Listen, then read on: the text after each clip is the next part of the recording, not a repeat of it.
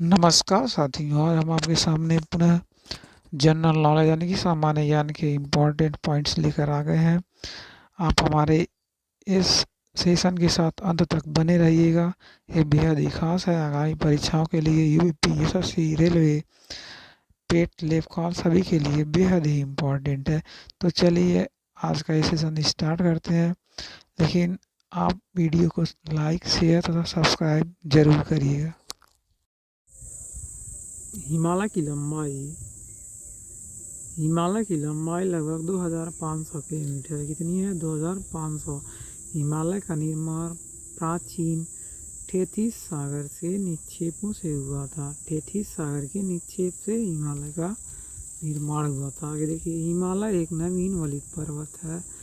यानी कि वलित पर्वत उस पर्वत को कहते हैं जिसका निर्माण नवीन समय में हुआ है, यानी बहुत अधिक समय नहीं हुआ है। जिसकी सबसे उत्तरी एवं सबसे ऊंची श्रेणी हिमाद्री श्रेणी है। हिमाद्री श्रेणी उत्तरी और ऊंची चोटी हिमाद्री है।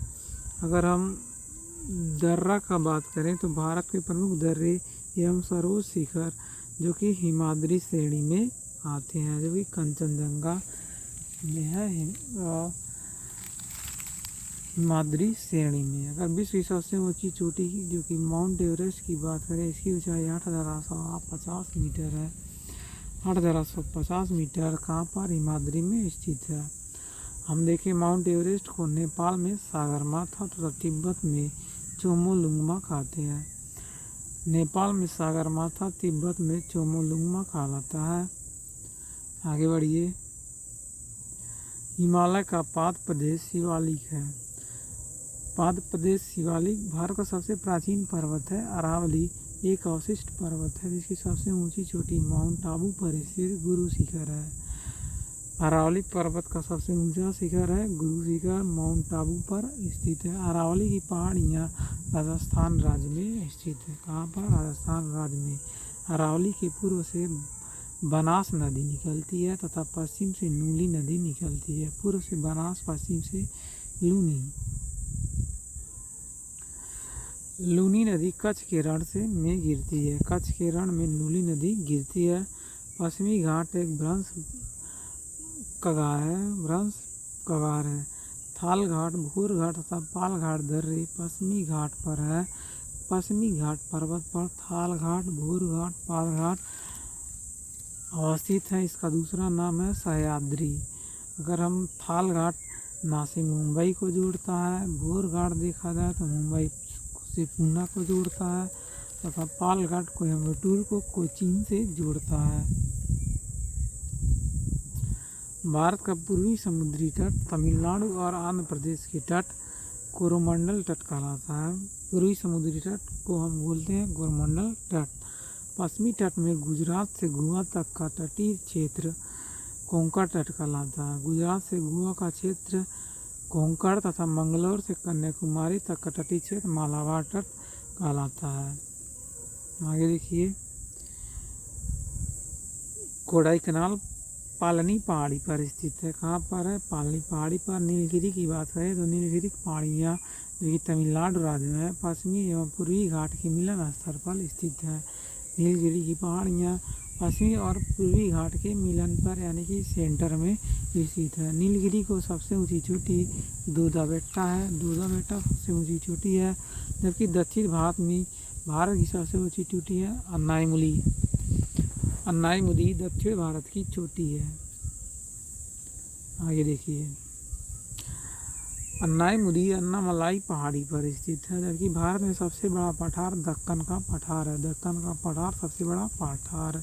माहिम तट तथा दक्कन पठार कहाँ है? महाराष्ट्र राज्य में है। छोटा नागपुर का पठार भारत का रूट कहलाता है।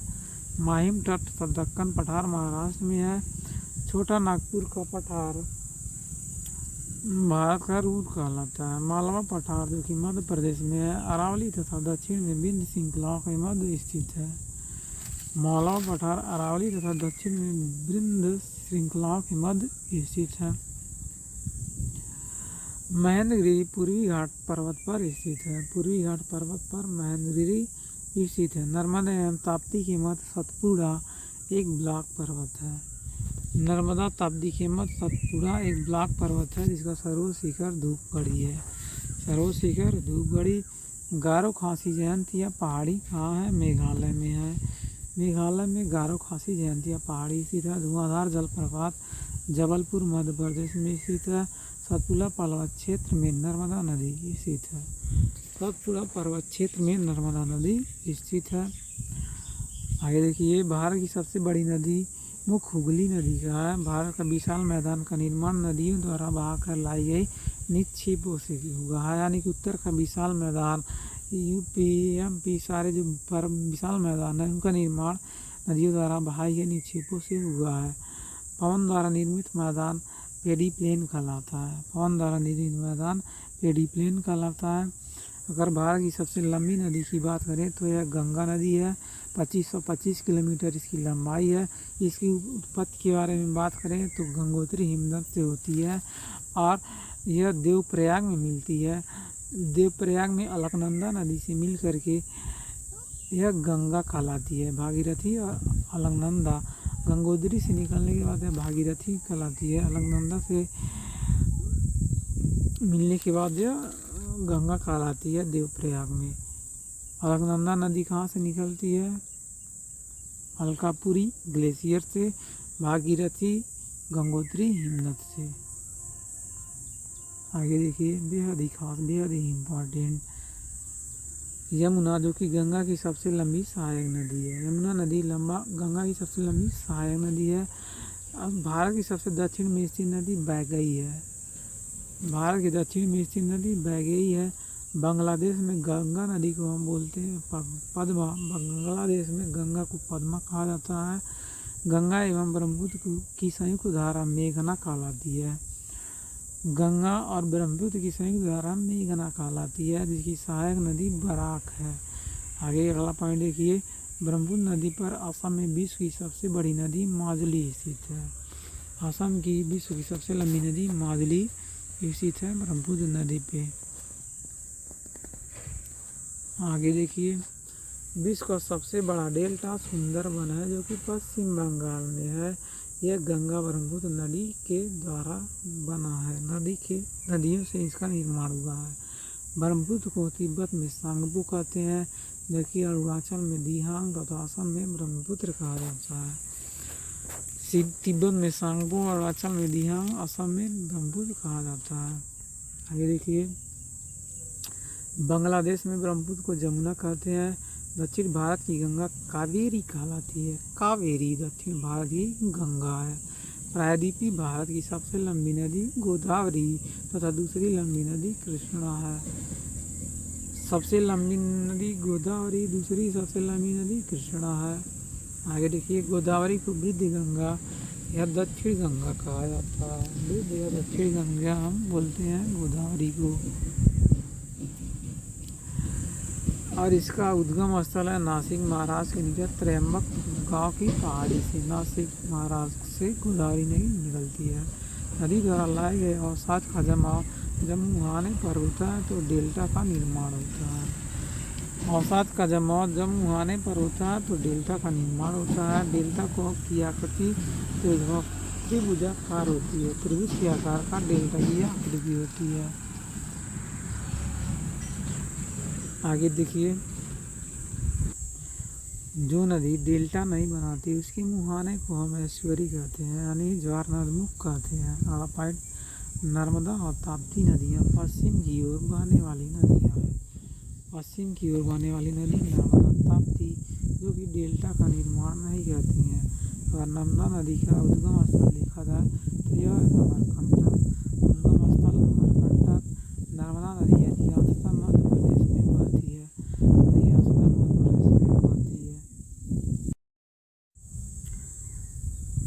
नर्मदा नदी अधिकांशतः कहाँ बहती है? मध्य प्रदेश में बहती है। नदी के द्वारा की जाने वाली काट छाँट की क्रिया अपर्दन तथा उसे जमा करने की क्रिया निक्षेपण कहलाती है। काट छाँट की क्रिया अपर्दन तथा मिट्टी को जमा करने की क्रिया निक्षेपण कहलाती है। नर्मदा नदी को गुजरात की जीवन रेखा कहते हैं। गुजरात की जीवन रेखा नर्मदा नदी है। आगे देखिए, सर्वाधिक सीधी बहने वाली नदी है नर्मदा। नर्मदा सीधी बहने वाली नदी है। भारत में सबसे लंबी सहायक नदी यमुना है। सबसे लंबी सहायक नदी यमुना है। भारत में सबसे बड़ी नदी बेसिन गंगा का है। असम का शोक ब्रह्मपुत्र नदी कहलाता है। बिहार का शोक कोसी नदी है, जबकि बंगाल का शोक दामोदर नदी कहलाता है। असम का ब्रह्मपुत्र, बिहार का शोक कोसी, बंगाल का शोक दामोदर नदी कहलाता है। भारत की सबसे लंबी नहर इंदिरा गांधी नहर या राजस्थान नहर सतलज तथा ब्यास नदी से जल प्राप्त करती है। इंदिरा गांधी नहर सतलज और ब्यास नदी से जल प्राप्त करती है तथा हरिके बैराज से निकलती है हरिके बैराज से। भारत का सबसे बड़ा कृत्रिम झील गोविंद वल्लभ पंत सागर है। कृत्रिम झील गोविंद वल्लभ पंत सागर, जो कि कहाँ पर स्थित है, उत्तर प्रदेश में रिहंद नदी पर बनाए गए बांध से बना है। यूपी के रिहंद नदी पर बना है। आगे देखिए, मिट्टी का अध्ययन कहलाता है पेडोलॉजी, जबकि झील का अध्ययन लिम्फोलॉजी कहलाता है। चट्टानों का अध्ययन कौन क्या कहते हैं? पेट्रोलॉजी। सर्वाधिक उपजाऊ और सर्वाधिक मात्रा में पाई जाने वाली मिट्टी जलोढ़ है, जिसका दूसरा नाम है दोमट मिट्टी। आगे देखिए, पुरानी जलोढ़ मिट्टी को हम बांगर कहते हैं। पुरानी जलोढ़ मिट्टी क्या कहलाती है? बांगर। फिर नवीन जलोढ़ मिट्टी खादर कहलाती है। खादर नवीन जलोढ़ मिट्टी। कपास की खेती के लिए काली मिट्टी उत्तम होता है। काली मिट्टी कपास के लिए उपयुक्त है, जिसे हम रेगुल मिट्टी भी कहते हैं। काली मिट्टी का विस्तार महाराष्ट्र में अधिक होता है। महाराष्ट्र में सर्वाधिक काली मिट्टी होती है। काली मिट्टी कपास के लिए उपयुक्त मिट्टी होता है। कपास धान काली मिट्टी में ही अधिक अच्छे से पैदा होता है। आगे देखिए, लौ ऑक्साइड, इसकी अधिकता के कारण लाल मिट्टी का रंग प्रायः लाल होता है। लाल मिट्टी का रंग किसके कारण होता है? लौ ऑक्साइड के द्वारा। चाय की खेती के लिए लेटराइट मिट्टी उत्तम होती है, जिसमें आयरन एवं सिलिका होती है। आयरन और सिलिका लेटराइट मिट्टी में अधिक मात्रा में पाई जाती है, जो कि चाय की खेती के लिए उपयुक्त है। भारत की जलवायु उष्णकटिबंधीय मानसूनी है। जलवायु की बात करें तो उष्णकटिबंधीय मानसूनी है। अगर भारत में मानसून का आगमन जून के प्रथम सप्ताह में 1 जून से 5 जून केरल में होता है। जून के प्रथम सप्ताह 1 से 5 जून केरल में होता है। भारत में अधिकांश वर्षा दक्षिण पश्चिम मानसून से होती है, जिसका सर्वप्रथम आगमन केरल में जून के प्रथम सप्ताह में होता है। अधिकांश वर्षा दक्षिण पश्चिम मानसून से होती है, जिसका सर्वप्रथम आगमन केरल में जून के प्रथम सप्ताह में होता है। आप जानते हैं कि इस साल एक सप्ताह पहले मानसून आने की संभावना है राजधानी में। आगे देखिए, जाड़े के दिनों में जनवरी फरवरी महीने में तमिलनाडु के तटों पर वर्षा लौटती हुई मानसून या उत्तरी पूर्वी मानसून के कारण होती है। जाड़े के दिनों में जनवरी फरवरी महीने में तमिलनाडु के तटों पर वर्षा लौटती हुई मानसून या उत्तरी पूर्वी मानसून के कारण होती है। जाड़े के दिनों में वर्षा। आगे देखिए, रबी की फसल अक्टूबर नवंबर में बोई जाती है। रबी की फसल अक्टूबर नवंबर तथा मार्च अप्रैल में काट ली जाती है। अगला पॉइंट देखिए, खरीफ की फसल जून जुलाई में बोई जाती है तथा नवंबर दिसंबर में काट ली जाती है। जून जुलाई में खरीफ, नवंबर दिसंबर में काट दी जाती है। अगला पॉइंट देखिए, गेहूँ जौ चना मटर सरसों आलू राई इत्यादि रबी फसलें हैं।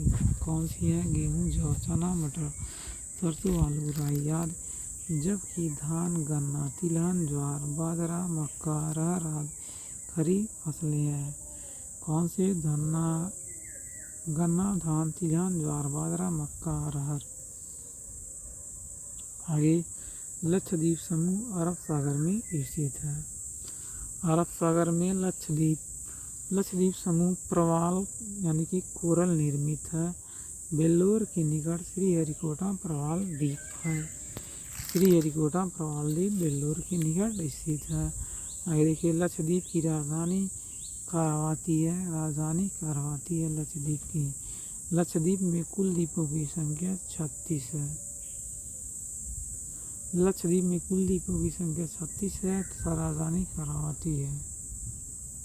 आगे 8 डिग्री चैनल मिनिकॉय और मालदीव को अलग करती है। मिनिकॉय मालदीव को 8 डिग्री, जबकि 9 डिग्री चैनल लक्षद्वीप एवं मिनिकॉय को अलग करती है।